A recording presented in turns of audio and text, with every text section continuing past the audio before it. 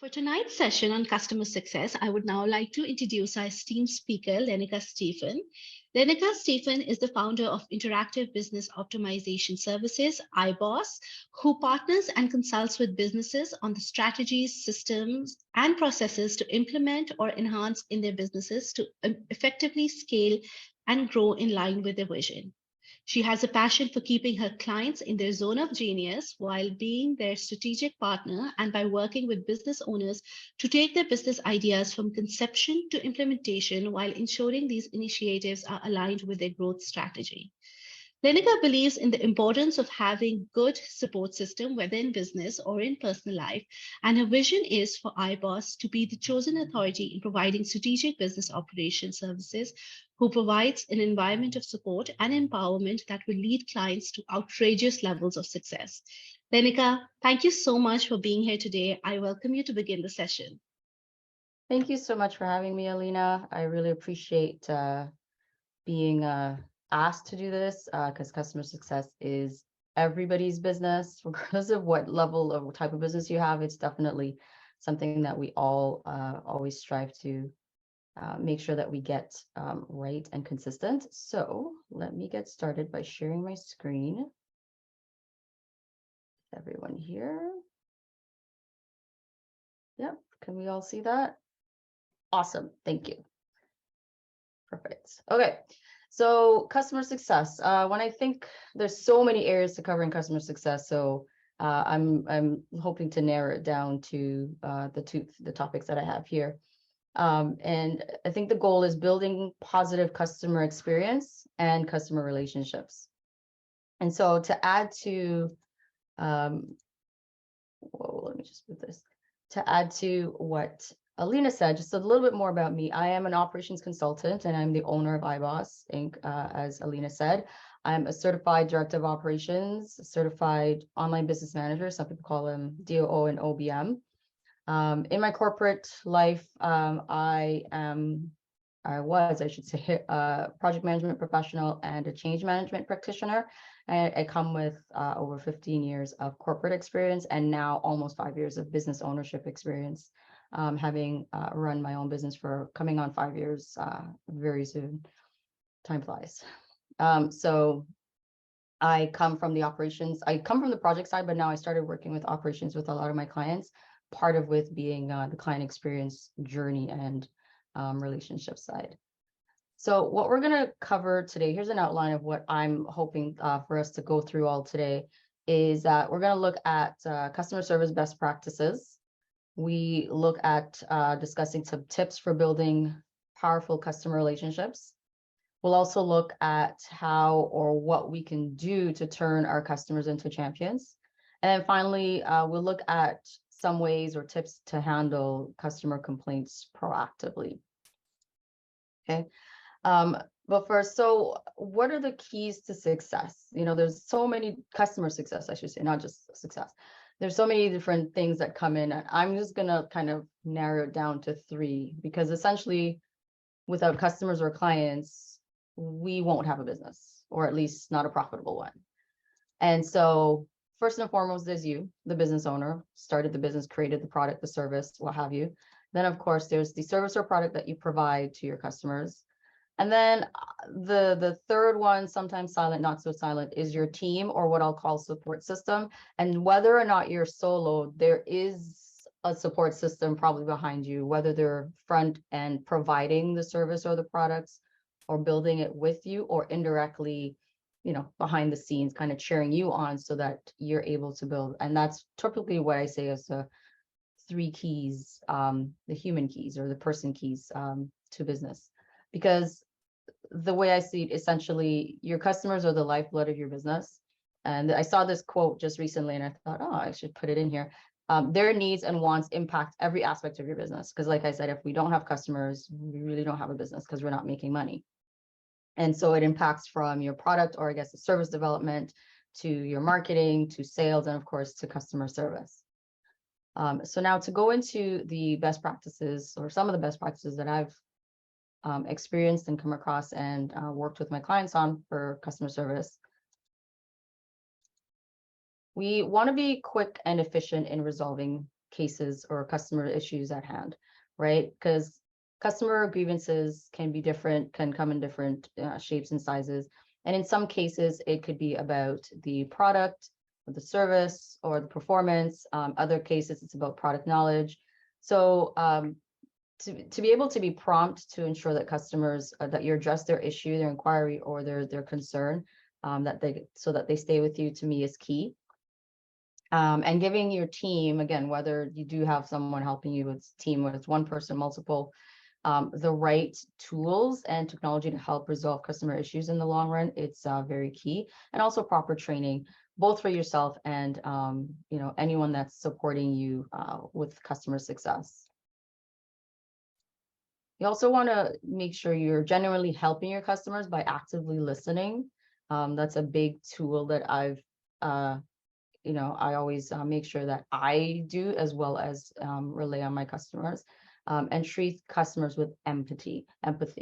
So customers are important for the proper and successful operating of our business, we know. And so you want to make sure that you and your team treat your customers like gold, right? When interacting with them, being empathetic, take time to pay attention to their needs. And the interactions, in my opinion, should be transparent with no hidden agendas.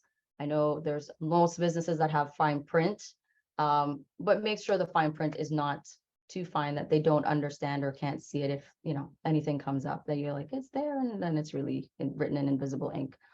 Offering a level of personalized service and care can go a long way. Also, do a follow-up, sending some kind of a survey, asking for a review, also helps with your customer service and your client's experience. So doing a check-in to regularly collect feedback on how the process is going. And the process could be anywhere from the sales process to, if you work with service-based, if you're a service-based business, like to onboard your clients, how you offboard them, how you manage them throughout the process. If they're physical, like e-commerce, how was the sales process in the cart? How was, getting someone to answer your questions, or how was the return process, quite frankly, to get that, and having that feedback can help make those processes simpler and smoother. Choose, text. Some people do text messages now. I see those, surveys, emails, even phone calls. That helps to be able to interact with your customers, and to see how they're interacting with your product or your service also helps, because customer feedback is key to understanding if what we're providing is working for the customer or not, right? I think once you send that survey, measuring what those, looking at the performance indicators and what they are, also helps look at how you're doing as a business, impacting your customer retention rates, because whether you are service-based and you have a client that's ongoing long-term, or you're product-based and it's mainly just transactional, that could impact if customers come back or refer others or what have you. So looking at these scores and the feedback will definitely help understand the potential for customer loyalty, and also improve customer relationship management. Collecting feedback about specific interactions, services could also help with your reputation management, and also could help with training if needed, depending on how the interactions went. Another thing is you want to be able to record your customer details. So, everybody wants their name or something about themselves remembered. So to be able to deal with customers at that level is definitely helpful. So if you are dealing with customers on a regular basis, to be able to make a point to use, like their names or certain things you remember about them, or their buying history, and refer to that when you interact with them, is very helpful, and show that you are invested and absorbed, for lack of a better term, in what they say and what they bring, because they're investing literally in you and your business, and this personalizes things for them. Another one I would say is take advantage of any kind of customer service software if you're able to. So providing tools for your business, such as a customer relationship management tool to keep track of customer information, history, interactions, their history, their buying history, as well as, other things about them, would be great, because then you're able to provide the support if they reach out to you, or when they reach out to you, that is personalized and customized instead of generic. So there's plenty of great options for that. And along those lines, it's also about looking at, if possible, to be accessible by having multiple forms of communication. I would say at least two, because there's some people that may not be comfortable, depending on your client base, just email or even just phone, right? So to be able to have a multi-channel way of getting access to you would be helpful. Call, there's toll-free numbers, the phone numbers, SMS, like I said. Some websites now you can embed live chat feature, email support, of course, and then there's, depending on the business, there's in-person and phone meetings or such like this in Zooms that you're available to talk with them. So in order to have, so another way of having that is having self-service tools where they don't have to necessarily communicate with a human, because we may work certain hours of the day.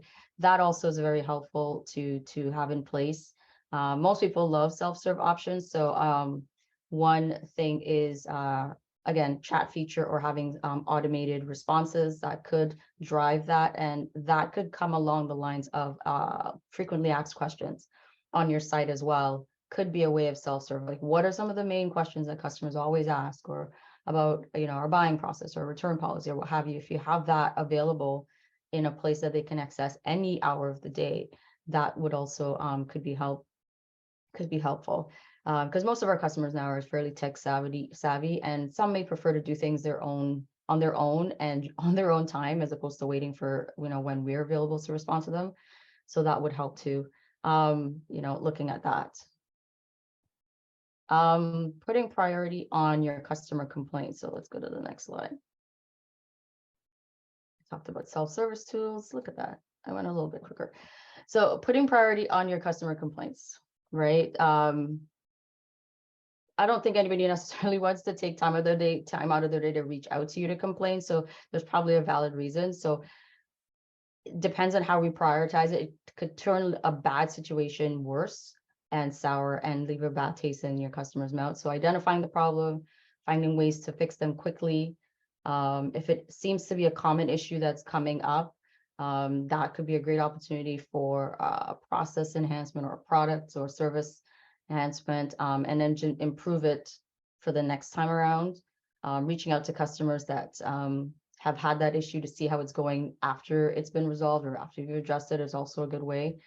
To know that you've placed priority on what they reached out for, and just checking in regularly to collect feedback on how that went and how we as business owners can make our processes smoother and our product or service better. And I talked about automation in the sense of the FAQ side, but there's also automation as to when they buy something from you, do they need to wait on an email to say that their stuff is delivered, or is there a way to automate the process of when things are being delivered, that they get an email right away, your product is on its way? Or if it's a service-based business and you are setting up appointments with them, do they get automated reminders that their appointment with you is coming up? Or do they have questions and what have you? So consider using automation where you can, depending on the type of business you have.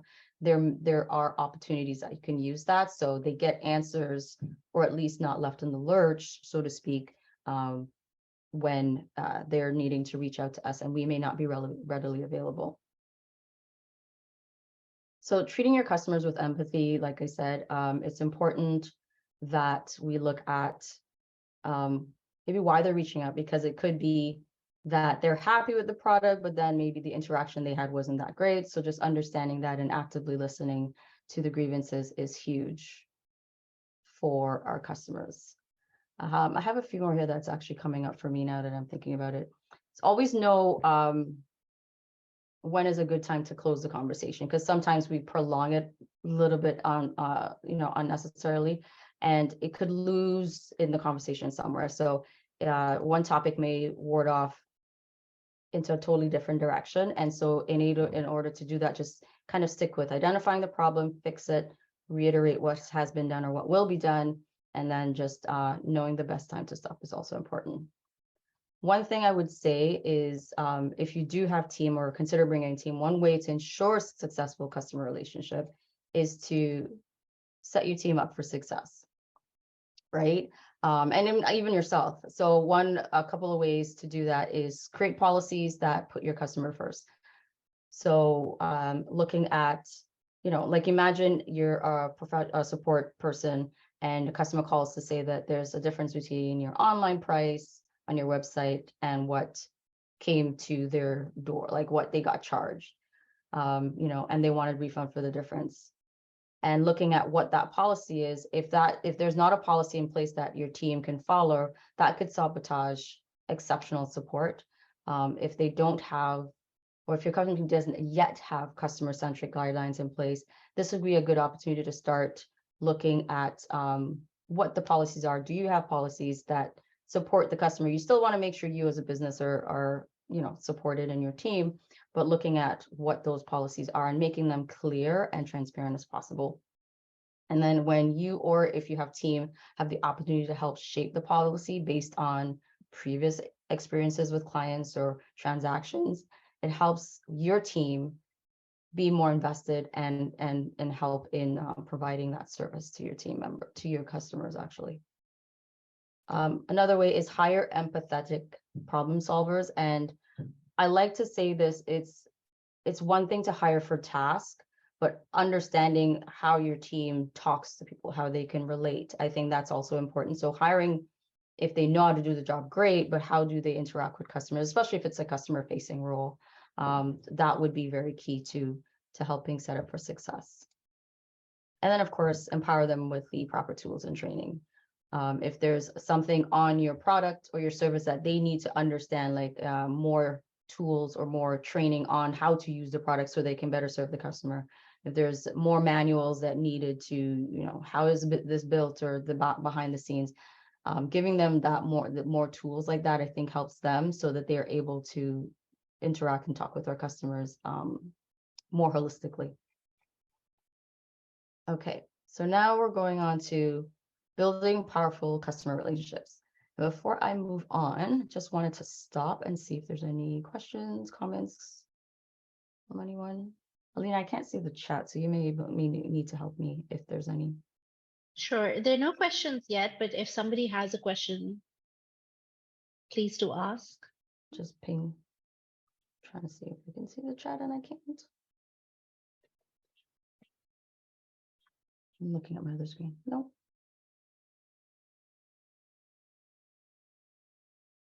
Oh, did it pop up for you? No, nothing. Because of how my screens are set up, I'm trying to bring over the chat, but I can't see it. So if you're able to help me, that would be great. Yeah, so we have a very kind comment for you. Mami is saying you're very clear and she's enjoying the session so far. Thank you. Thank you very much. No questions yet, so I guess we can continue. Awesome. Perfect. Okay, so building powerful customer relationships. So some of the tips that I have here. Understand what your customers value. And I'll say this, most of us, I think, well, I'll probably personalize it. Some people think like what a customer values and what you're offering is probably the price. Some customers, in a way, don't care about the price if what they're getting is the quality, right? So understanding, one, what you provide and what do they value? Do they value the price? Do they value the speed? Do they value, the quality? Do they value waiting a little bit more to get whatever it is you provide? That helps in your customer relationship so that you're able to communicate and talk to them at that, based on that value. So this is where to find out what your customer values is listening to what they say, how they say it, and then adjust your approach to match their expectations, right? Some people want a lot of personal contact when you are interacting with them in your business.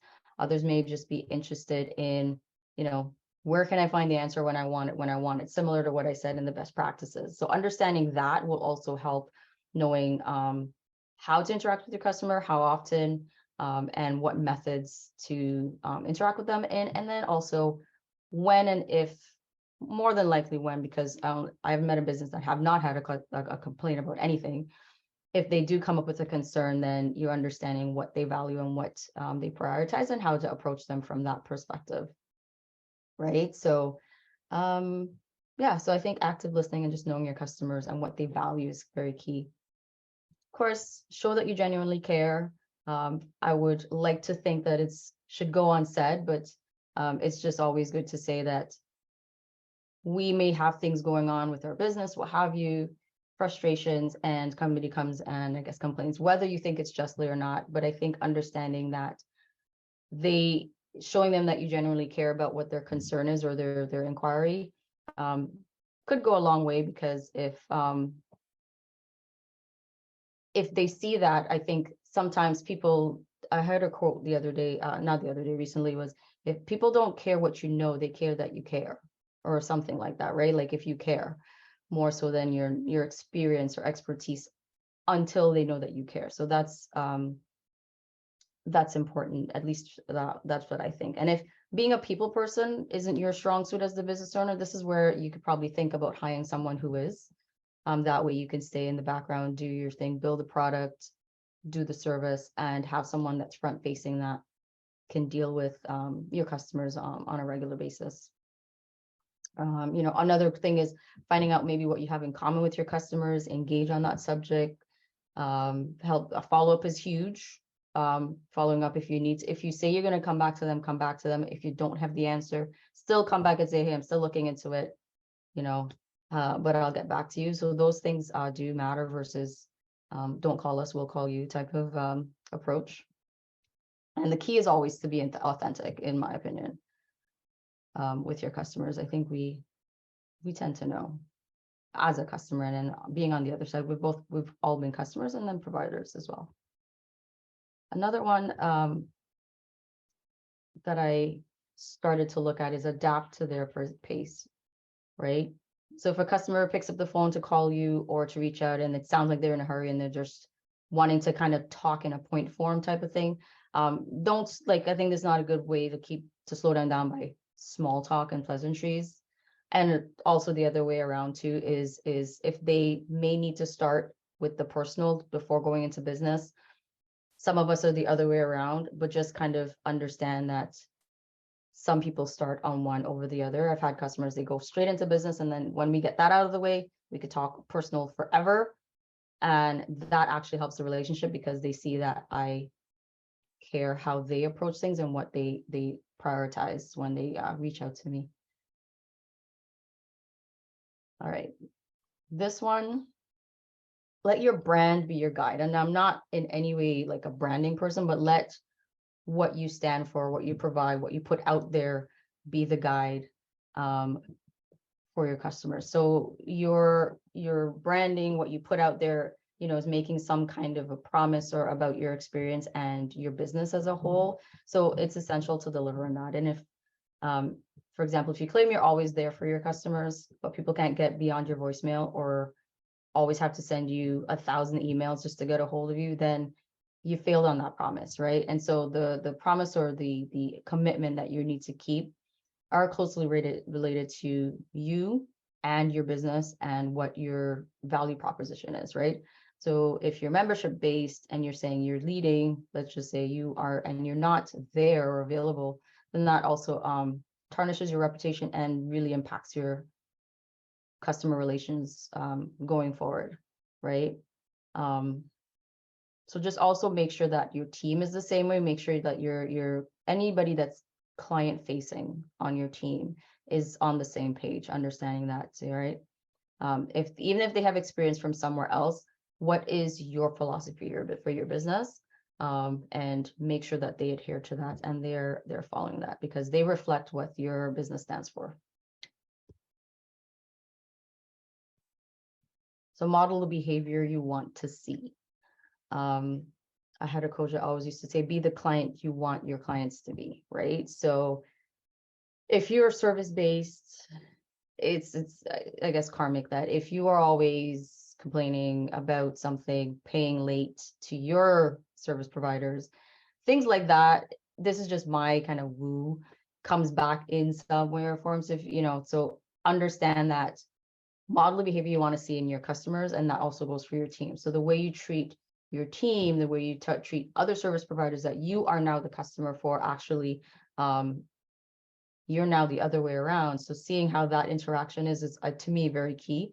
So for example, like if you're always trying to cut costs, which completely understand, then it's but understanding why you do it and doing it authentically, doing it with integrity goes a long way to helping how you understand how you interact with your own customers.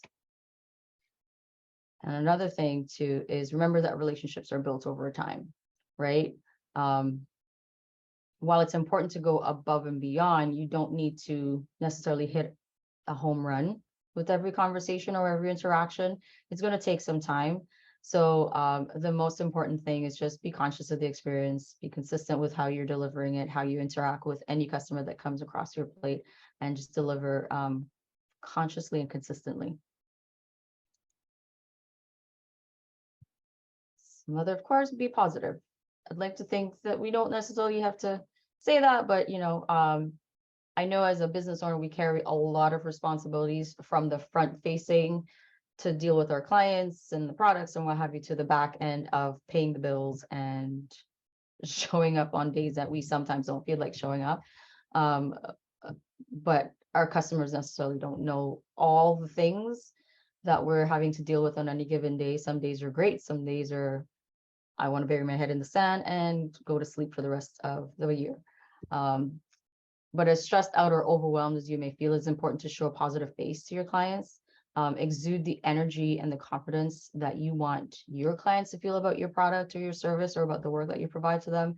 And typically, because enthusiasm and that zeal is any kind of energy, typically is some level of there's an attraction there, right? So that energy will translate into how you interact with your clients. Actually, even on email, believe it or not, sometimes I feel like I can tell how a person's feeling just by how they send an email to me. So I think being mindful of that is very key. Because you want to be someone that people want to reach out to, or a business that people want to reach out to anytime, regardless of what's happening. I had this one, treat your customer as an individual, right? And it's, I guess, like if anybody's learned about marketing, when you do marketing, speak to the one person, and that's where this is coming from. It's while your relationship with your client is professional, acknowledging that person as that your client as a person is what I meant to say, more than just a paycheck or a sale, can go a long way, right? So that personal connection is very key. Of course, it'll vary by what you sell, the industry and the client type and what have you, and the client's personality individually, but just understanding that even sometimes the day that they come to complain or they come to address something, they themselves may have stuff going on, and just understanding that is very key too in how you interact with them. If you know, like you have a client that's a parent, asking them like how their day was, especially with things that's going on in Ontario, how things are happening at home, that may help deal with whatever they're coming to you with and temper the conversation. It also could help with, like, depending on how you interact, because I know there's different types of businesses here, how you interact with your clients. If you see like an interesting article about, if they know a favorite musician or a favorite art, type of artist that they like, to send things like that to them outside of the interactions, or to end the call or what have you, that also helps too. And that's kind of where sometimes understanding the customer relationship management tool comes in, to have those types of things in there that you can now interact with them as you go on to have that kind of relationship, essentially. Another one I have here is to share your knowledge, right? So if the client doesn't understand your area of expertise or understand the product fully, they may feel, for lack of a better term, ignorant about it, about the process, and therefore disconnected from it. And this could be an opportunity to share information or to share a little bit more about them, so that it helps them understand what you do, which will build trust and confidence in your service, your product, or the process, or however you deliver it. So explaining what you did, why you did, how you came to the decision, or how you came to whatever the result is that you're providing them, will help them feel knowledgeable and in the loop. So that's also, I think, also keeping them in the know seems to help as well. And of course, be open-minded. In order to build strong, lasting relationships, there must be trust, and be able to have your clients rely on you as the expert. And that's why it's crucial to maintain a policy of openness when it comes to your professional opinions, point of view regarding, whatever the best interests are about the product, the service that they may have to share with you. It could be tempting because it's our baby or product or our service to not take in what's being said, but being open-minded, typically at least be willing to listen and share it in a even toned manner. That's definitely helpful, because most people desire to be seen, heard, and understood. And once that's taken care of, I think you're on your way to having a really good relationship. And of course, exceed expectations. There's this over promise and under deliver is not the way to go. It's the other way around, right? Under promise, over deliver. I hear that a lot, and tend to always do that. So that's a great way to build a strong client relationship. It helps build trust because it helps develop a reputation that you are someone or a business or product that delivers exceptional results, right? So providing unrealistic results, but just being, I like the term under promise, over deliver, and setting reasonable expectations gives yourself the opportunity to completely impress your client with your final product or service, and position yourself as someone that they want to continue to work with. And a big one is understanding your customers' goals, right? What is the goal for reaching out to you for the service you provide? Because depending on the service you provide, there might be other service providers or other products. So what's the goal to get them to get them to where to walk through your door, whether it's virtual or in person, right? To understand that, if you can, on a micro and a macro level, that would, I think, take it over the edge. Any questions? Those are my main points for building client relationships before I move into the other area of turning your customers into champions. And again, I'm going to try to see if I can see. Okay, so Lenika, there's a question. Winnie is first of all saying thank you for this session. There are several qualities to customer service. Would you say that professionalism and people first approach might have a fine line, since people first may be perceived as unprofessional? No, I think, well, no, I don't. I think people, maybe you might have to explain that, because I don't think people first is perceived as unprofessional. But we may be looked to having different definitions of people first, because I guess think about why you got into business or why you are starting a business. It's to serve a need. And normally that need would be to help someone, whatever the demographic or category of person or challenge you're filling. So more often than not, most business owners I've interacted with, it's to fill a gap or to serve a need or enhance an experience. And behind that, it's the person, right? Or actually in front of it, however you see it. So I personally, and maybe I'm not interpreting what you mean by people first is unprofessional. I personally think it should be people first, right? Because I think we might think we have a great product or service, but if nobody's using it, right, is that really the thing? Maybe they might feel it is fake. I'm not sure it depends on if you feel it's fake. And I say that because if you think you're coming across fake, then that might be the energy, for lack of a better word, that's coming across.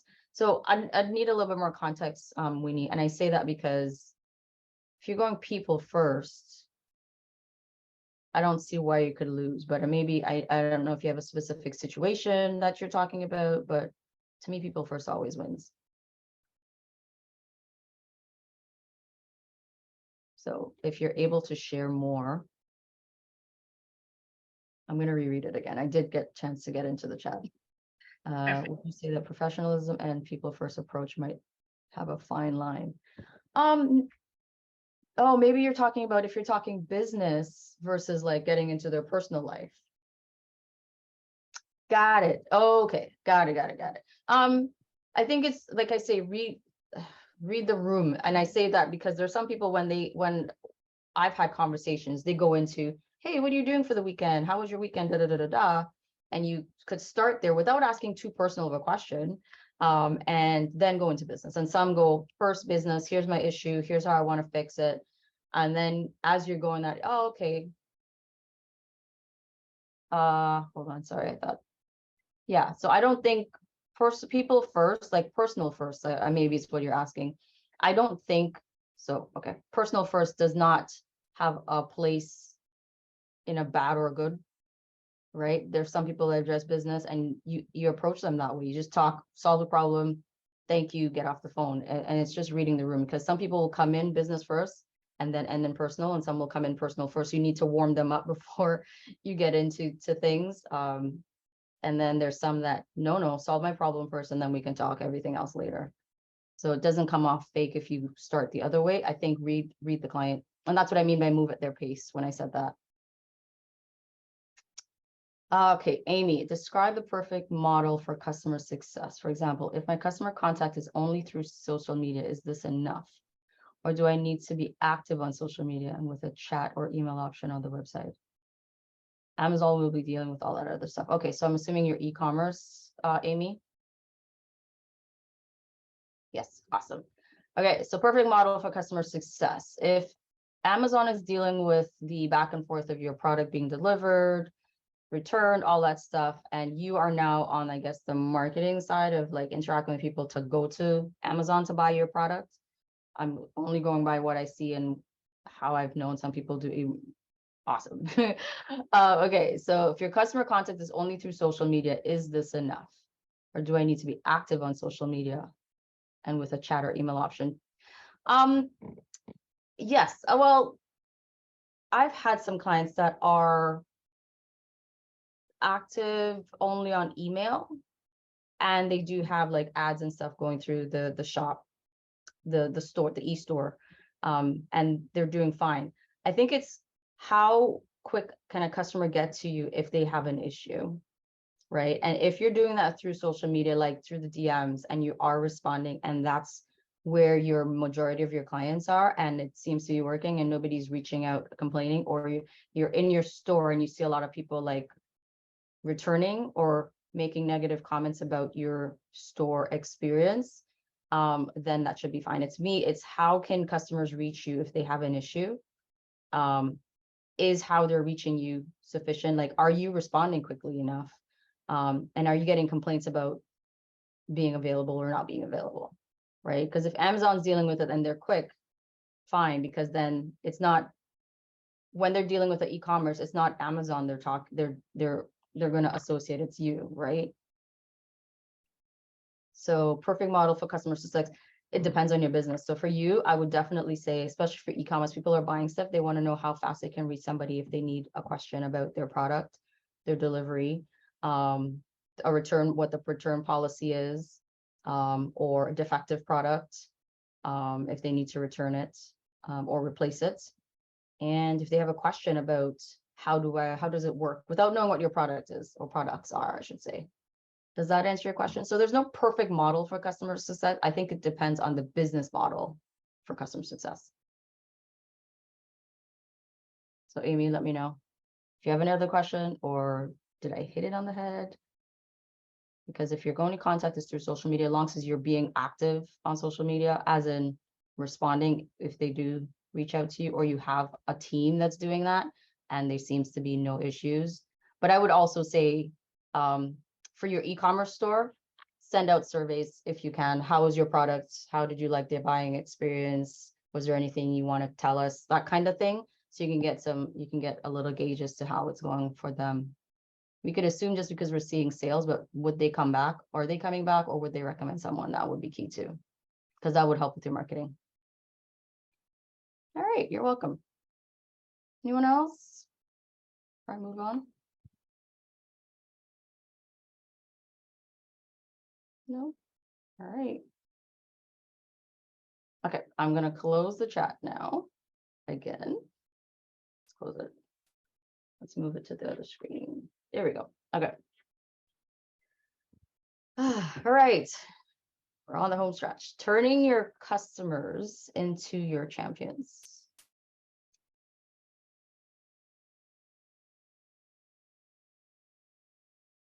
So I keep saying team, and I know a lot of people here are on their own. And so what I mean by team, it's even just one person, and you right now are probably the team. Like I've been my team.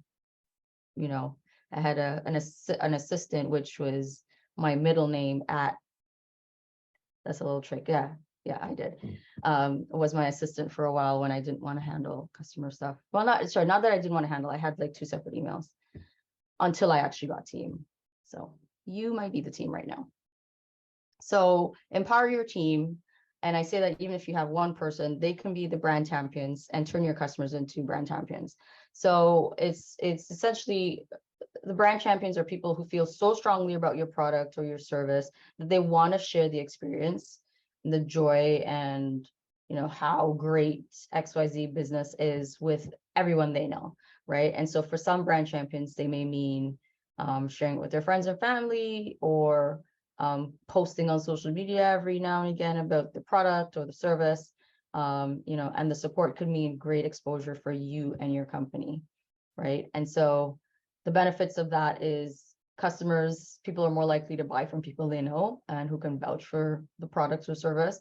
So if you have an already loyal team or customer that's speaking really highly about the product or service that you provide, that can help build trust with other prospective customers and help your business get a foot in the door with a new set of customers that you didn't think about. And that would also boost your business with a new set of sales and clients. And plus, normally the best part of that is the marketing. You practically are not spending money on it because you have a brand champion that's broadcasting for you, right? So it's either the time or the money that you're saving by having people who are really like fanatical about the service or the product that you provide. And it's often 10 times or probably even more cost effective than the traditional marketing tactics. So how can you turn your customers into brand champions? Like I said, empower your team. When they interact with your customers, whether it's through email or providing customer support, they can then talk about the service probably sometimes way better than you, because of it would not come off as ingenuine because you're a team. So using your marketing channels and social media to your advantage. Again, depending on the type of business you have, you could create like communities within, like I see a lot of Facebook groups about like the service or the product, and your customers are talking amongst themselves. And sometimes they're helping each other with the challenges because one may have the challenge, but the other one didn't, and they just help each other. So that also helps do that, because then the community helps the loyalty. Some people stay in certain services or adhere to certain products because of that community factor. So don't underestimate the power of having some level of community base. It doesn't have to be paid or anything, but you could have brand champions through your social media channels as well, because they can feed off each other's enthusiasm and become even more supportive of your brand. Another way is to offer incentives. So there's some that have formal programs, or some companies that I know have formal, like if you refer, a customer, you get so and so off of your next service with us or your next product. Or if you refer, like they could be tier level, refer 1 to 5, you get this much, refer 10 to 20, you get this much. And that's also a form of marketing, because they've already experienced your product or service, and now they're telling other people. And what you're compensating them by, the percentage off or even an actual payout, sometimes tends to be actually less than what you would be spending on marketing through the traditional methods. I've seen that happen too, because again, customers or new customers tend to trust the word of people they know more so than like just random ads they may see. More market type of marketing. Yeah, any questions about the brand champions before I move into the other section?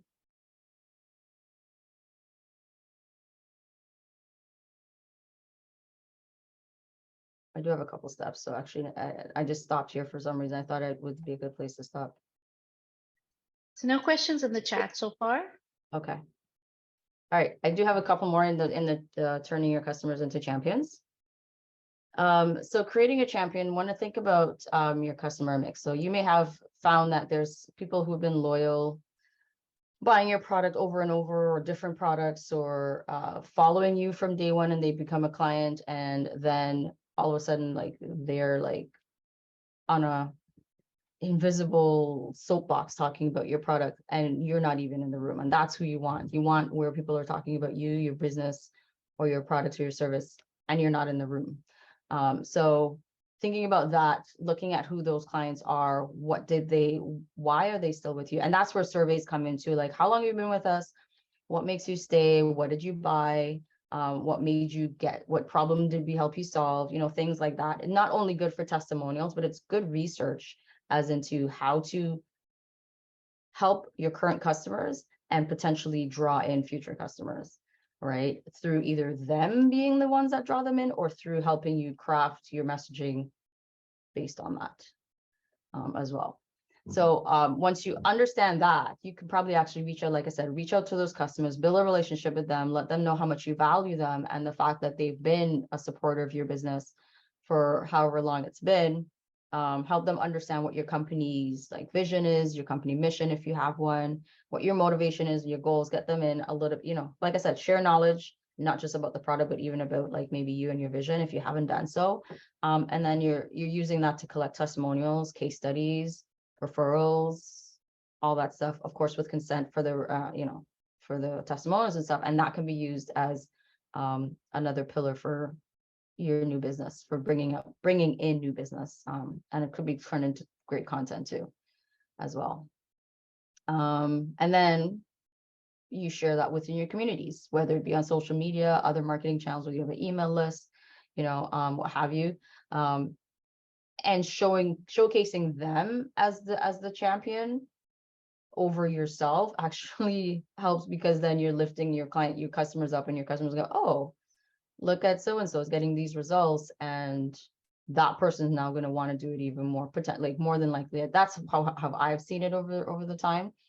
And then be able to showcase them, and then of course just keep the dialogue flowing because of feedback. Like, what did you think? How are you thinking about what we may be looking to develop next? I'm thinking about this new product, I want to bring you in because you've been a client from day one, type of thing. Another way to help with the champion part is, if you're doing like webinars, podcasts, speaking events, you may also be able to invite them there to speak about working with you, or to speak about the product you provided, or the experience they had as a champion, like physically in the room, or virtually, I should say, sorry, in the room, to talk about working with you. So that also helps too, right? Because just making sure that they're genuinely passionate about the product or service and your mission, and having them talk to other people, sometimes goes a long way, or further way than you only doing it.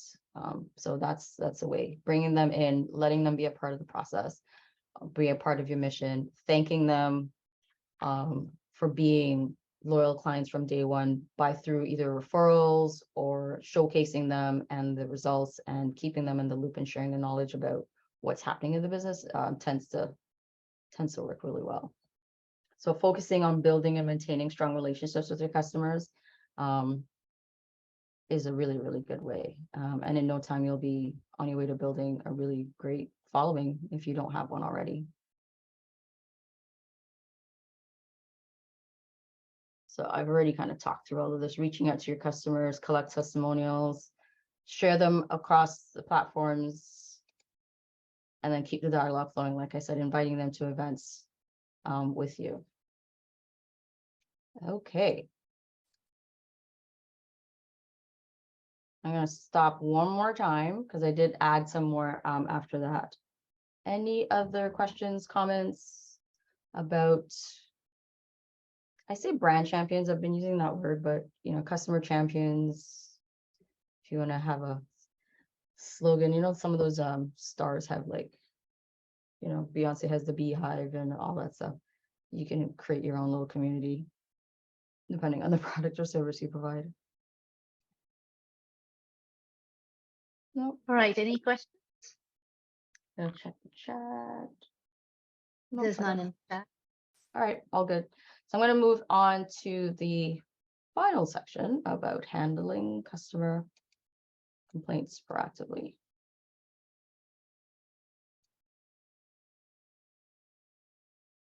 So how I broke it down was almost like the 3Ds. Detect. So the very first step in I guess diffusing a customer complaint is detecting the problem.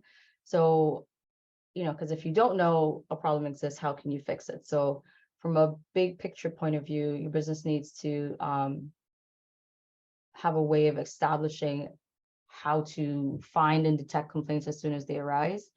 And so ensuring that there are correct measures in place, that's where I always say having more than one way to have someone reach you, because you don't want your email system to be like not working and you don't know that until like 2 days and you're like, oh, I haven't gotten an email in 2 days, and then customers are like reaching out to you for the past 2 days because something else is going on versus having to reach you through social media or another channel.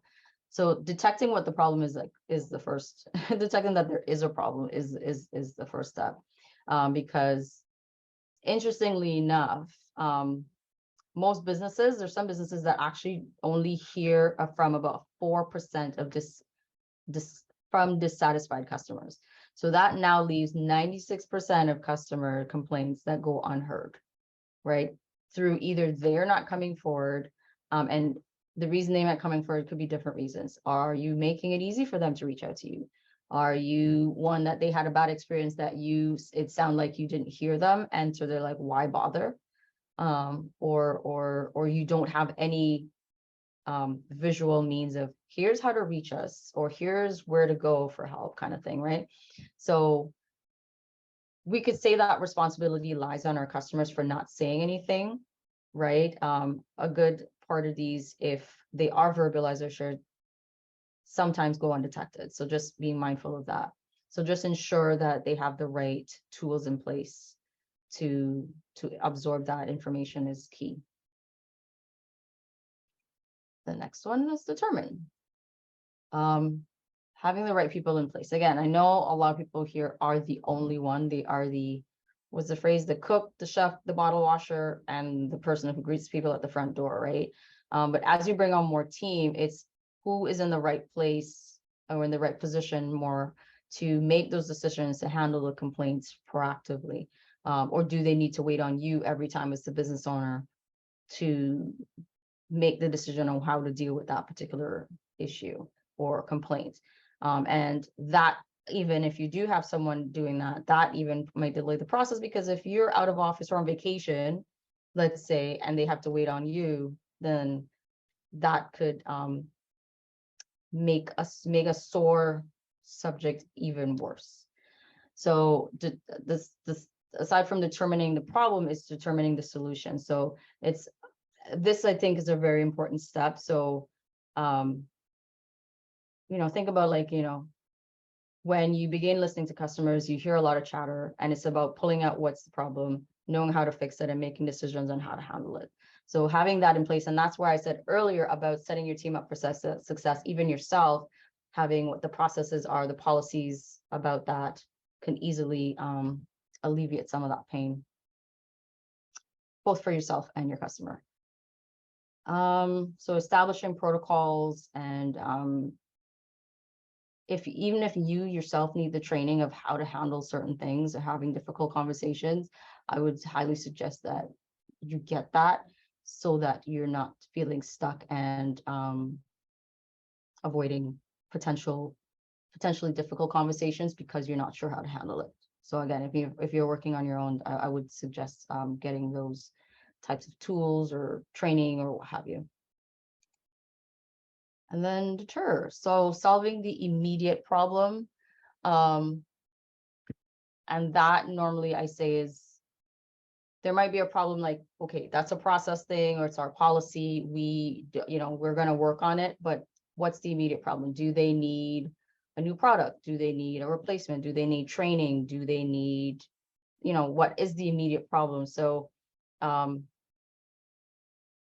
fixing that while even saying like, we'll take your feedback and fix it late, like address it for future, is a big thing, because customers tend to not reach out because they're like, want to tell you to fix the problem later, or, you know, so understanding what the root of the problem is and put steps in place to ensure it doesn't happen again.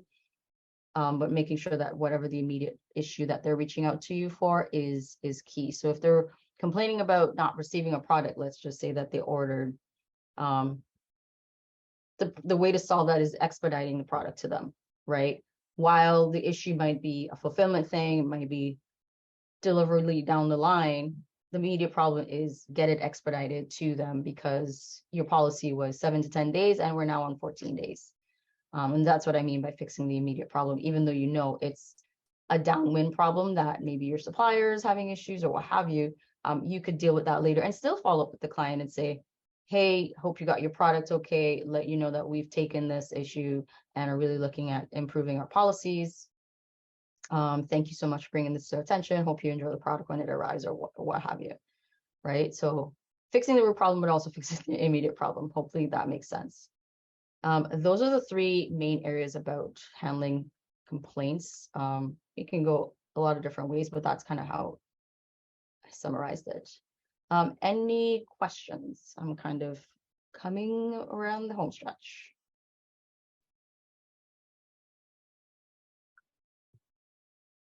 Okay, anybody? Questions? You can leave them in the chat as well, or you can raise your hand and unmute yourself. That's also okay.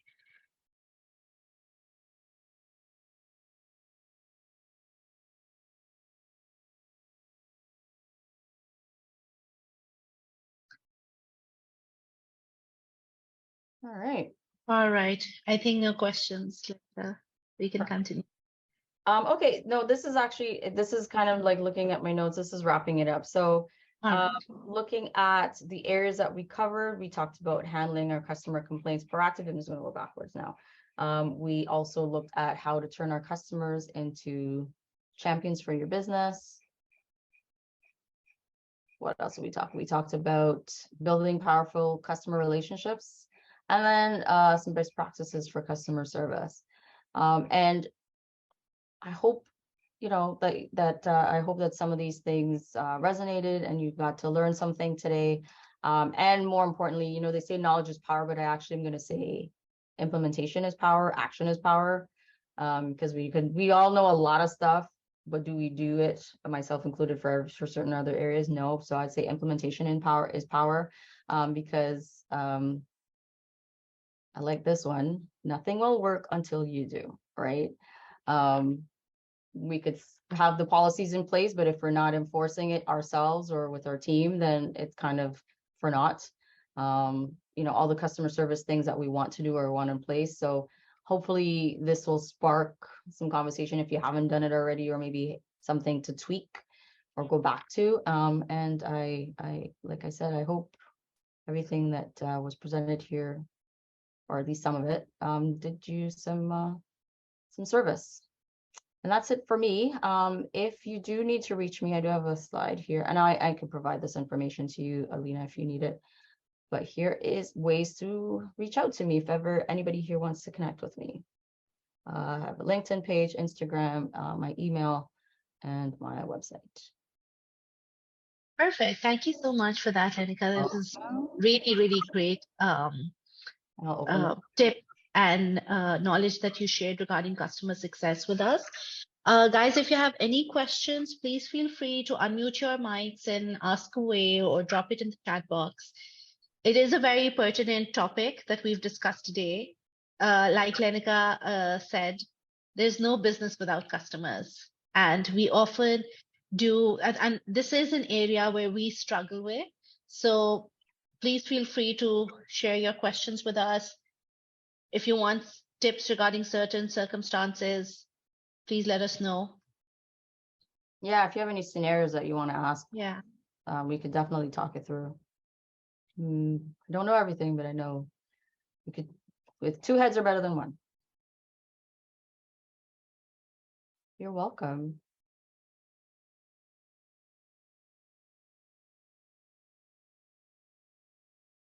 Thank you, Chris. I just saw your note. All right. All right. Everybody's good on how to handle customers? Okay, that's a great one. I'm always worried about being pushy because I provide a service of mental health. Mami, thank you so much for sharing that. Lenika, perhaps you would have. Pushy. Are you talking in the sense of like telling people about your service, or if you're able to unmute, or feel free to go and put in the chat, we could talk there. Worried about being pushy because I provide a service of mental health.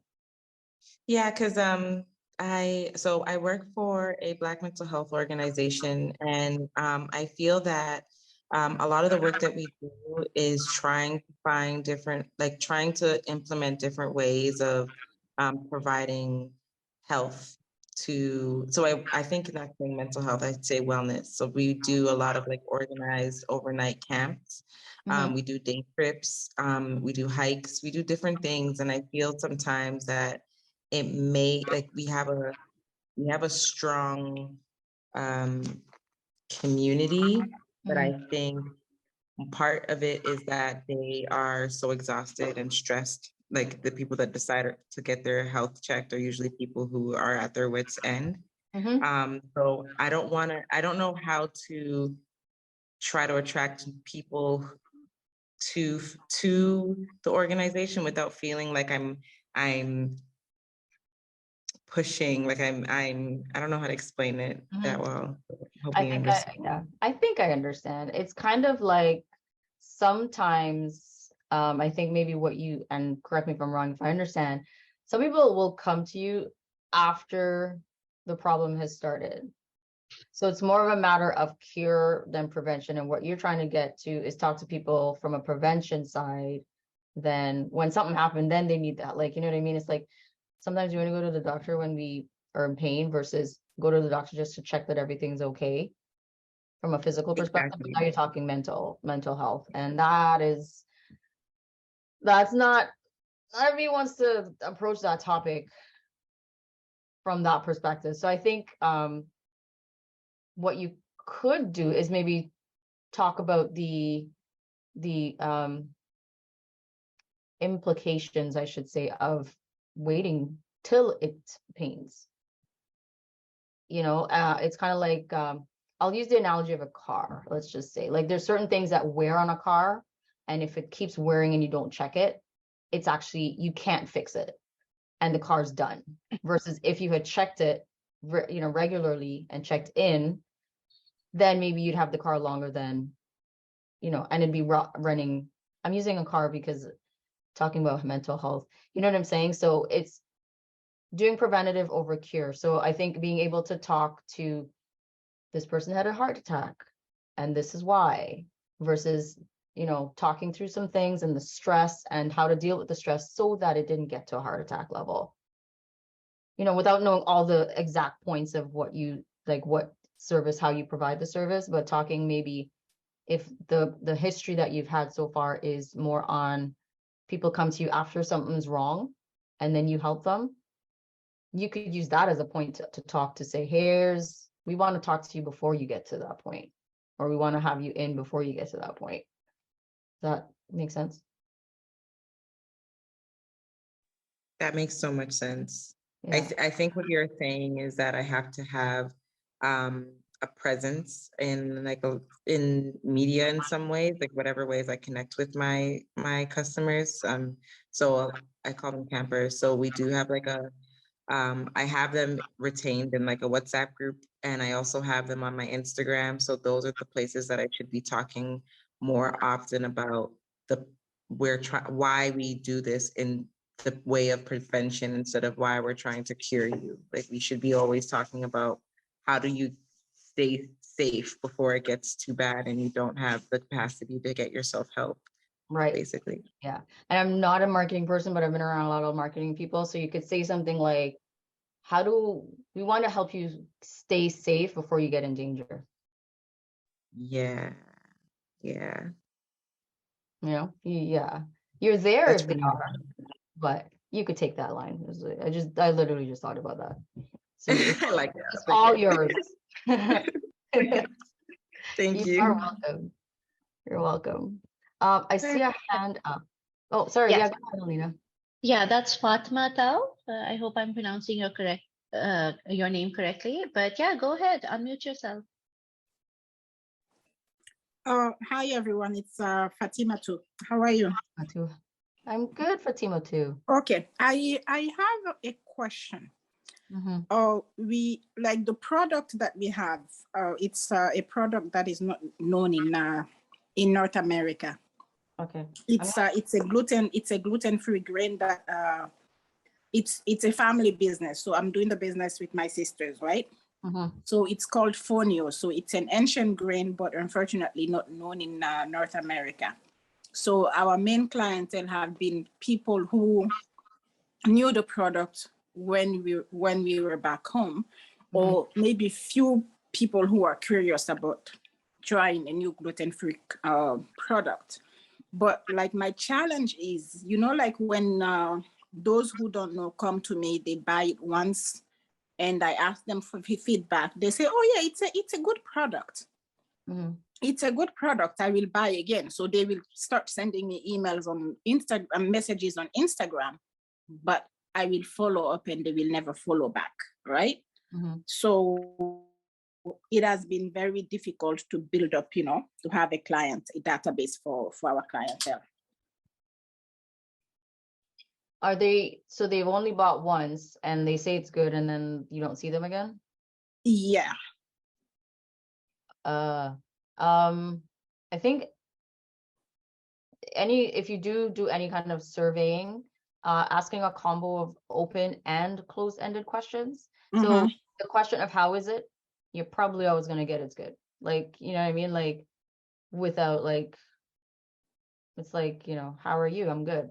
Right. So sometimes asking direct questions like, did you notice a difference in, whatever the grain is good at, if so, would love to hear how long have you been trying the product? That could be a question. Have you noticed a difference in, if it's supposed to help with like headache or whatever, you know what I mean? Did you notice a difference in yes, no? If no, please explain, like, we'd love to understand why or, how much. So okay. I think a combination of open-ended and closed-ended questions versus how did you enjoy the product? Okay. Because we tend to be sometimes either too polite or too like, ugh, it sucked and I'm not buying it again. And you're like, why? And you just don't hear from them. So I think asking that could help as well. Okay. Yeah. Okay, thank you. You're welcome. That was a great question. And I was just wondering, Lenika, I had a question for you. So a lot of founders that come to us, they have like a like a common question or a common area that they have trouble with is doing those cold calls to customers, right when they're figuring out their business strategies or they want to do like product testing. What's the best way to do cold calls to customers or just get them to fill out such surveys? Yeah. Survey for what? Like to understand what the pain point is, so it helps you as the founder build the product or the service. What do you mean? Yeah, pain points as well as if there is a product, if they've done like a soft launch of the product and they want testing, they want to test out the product. So what's the best way of approaching the customers and getting like a response back from them? If they want to test out the product. I think okay, a couple of ways. And I saw this campaign and actually it was for, I joined it just to follow the email trails just out of pure curiosity. It was for beard oil or something, right? And they took the customer or potential customer at that point, the journey from product creation or product idea all the way to when it was ready and involved them in the decision process. So they hadn't yet reached out for testing or feedback. So if you as the business owner have already developed it, hopefully you documented some parts of the process or your why as to why you developed this product and share that in your whatever circles or space that you're doing. And from there, you might draw them in as to, here's what I'm working on, here's where we're at now, we're in the building phase, or we're choosing colors, and have people pick on the colors, you know what I mean? Bringing them along the journey tends to, like, I was on that thing, and I do have family members that had beards, but I don't, but I was watching, you know what I'm saying? Like, how did you think of that? You know what I mean? So it was interesting. And I've since passed that on to, I don't remember the name because I dropped off. I did drop off. It was earlier this year. So if you have already built it, hopefully you documented the process, and so you could show some pictures that are not proprietary about your process to get to where you are now. And now I want people to test it or get feedback. And if you haven't yet, consider doing that. You know, bring them along as much as you can without, you know, sharing too much proprietary information. Even sometimes if you are able to bring them along, bring them in certain decision-making processes, you know, choosing the color, like if it's a product, let's say, you know, choosing the color, or like, you know, maybe the name, or here's the 5 names that we came up with, which one do you guys think? Like, you know what I mean? So bringing them along. And then when you're able, then you want to, hey, we're ready for testing. We're looking for 5 people to help us with getting some feedback, because, you know, it's our baby. So we're not going to, you know, we're not going to say anything bad, but we want to hear, or, you know, we want to hear what you guys have to say. So that would be a good way to help. I find people, we're sometimes maybe mini voyeurs, don't really want to say that, but, you know, bringing people along in your process seems to be intriguing. You could also provide an incentive too, that, you know, bringing along 5 people, you know, we'll give you a $5 Tim Hortons card or Starbucks card or whatever for participating in our survey or testing out the products. You know, you can also do that. Do a non-business incentive. And what I mean by non-business, not for your business, as in, like, you know what I mean? Don't say give 5% off the purchase, but like a gift card, or, you know what I mean? Something like that they can use whether or not they buy your product to get their feedback. Right. Amazing. Yeah. That was great. Yeah. Thank you. So any more questions?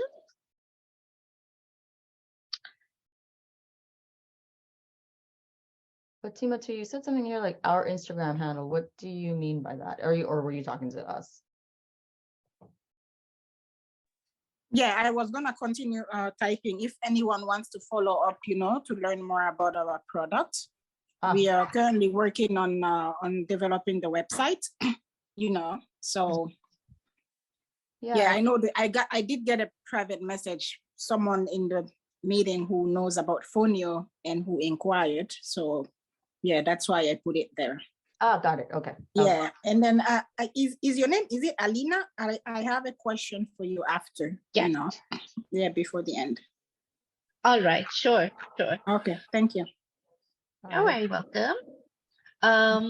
So are there any more questions? Anybody had like really good customer experience that they want to share, or really like, I don't know if I want to hear the terrible ones, because we all have had some interesting terrible ones. So I want to hear some good ones, if you're up for sharing, and why it was a good one.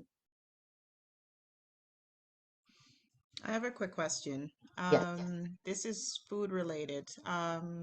If you wanted to test drive a new recipe or something, and you have existing customers, but you want to get their feedback on it before you fully put it out there to them, and you doing it, let's say you're doing it for Christmas, would it be too late to do it now, or, and you know, try it, when is it too late basically to try it out, to introduce it to them and say, hey, give me your feedback on this before I launch it? I hope that made sense. Yeah, I think so. One, I never think it's too late to launch anything, really. But if your personal goal is, hey, it's a product specifically for Christmas, the sooner the better. But don't rush it if it's not ready. But if it's a product that doesn't have to wait, or is not synonymous with Christmas, then why not?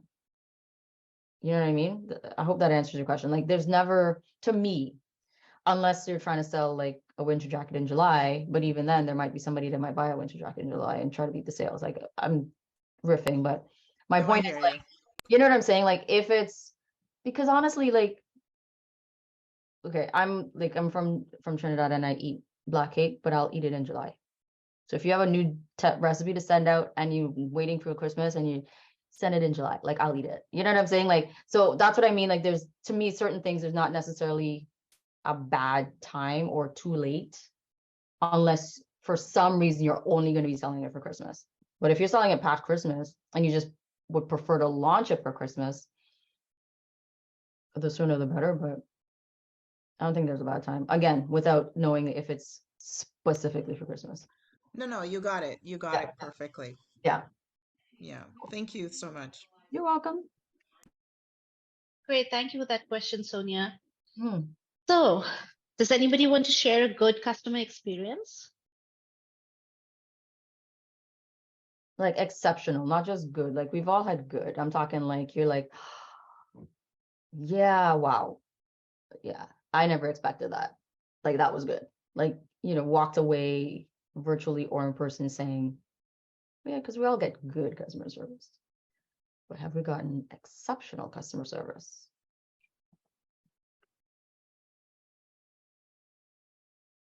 Or has it been so long that none of us can remember such? I can speak on an experience that I had from one of my customers that really warmed my heart. So to me, it's exceptional and it was good. They made an order and they were participating in an event and they wanted to do like a gift giveaway. So what I had to present was that giveaway. And one of her customers saw it and she had her eye on it. She says, that's mine. And she said, well, put your name in the raffle. We'll see how it goes. And luckily, she became the winner of the prize. And after, like, my friend had a good conversation with her, she found out that this particular woman is newly recovered from cancer, Mm. a cancer survivor. And she had been very down and really feeling depressed and a whole lot of different things. But when she saw the basket and she saw how it was presented, it made her feel warm and she just felt that she wanted to have that. Not necessarily, I guess the feeling of just seeing it and whatnot, it made her feel good. So my customer came back to me. She said, Sonia, what you did was the way you put it together and organized it, it was very attractive and all of that, but this is what it did. This is the result of what you did. So for me, that made me feel good. You know, you want to do good work. You want people to appreciate what you do. And when you do put something out there and someone sees it and they feel connected to it in whatever way, for me, that's great. So having my customer come back to me and share that with me made me feel really good. So that's my story. Oh, that's awesome. It you know, when I did the Maya Angelou quote at the end, I actually was thinking of another one which lends to what you were saying about how you felt and how the customer felt. I think a lot of people know this quote. It's people may often forget what you said. They may often forget what you did, but they'll never forget how you made them feel. Yeah, absolutely. That's how it goes. Yeah. Right. So that's a big thing, is how did they feel after their interaction with you? And that's actually like a good marker for customer success, you know, because even if like you have to tell them no for something, it's how you did it, how you made them feel. Did they feel heard? So that's another key thing. So yeah, thank you for sharing, Sonia.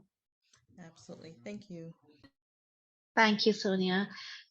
So, any more questions for the evening? I think we're good. I think we're good. No Well, question. Sorry. oh, No, I was going great. to say no question, just a No, feedback saying I enjoyed the presentation and I love the content that was shared. Good. I'm glad. Thank you. amazing. Thank you for sharing that. Uh, all right, great. So, Lenica, I will be sharing your contact information, if that's okay, with the attendees of the group. Um, But yes, thank you so much, Lenika, on behalf of Markham Small Business Center and Whitespace. Thank you so much for tonight's session. Thank you for all your insights, your resources, your knowledge. I really, really appreciate all the effort that you've put into this. I'm sure it was great value to me, and I'm sure everybody learned tons from you. So thank you so much. You're welcome.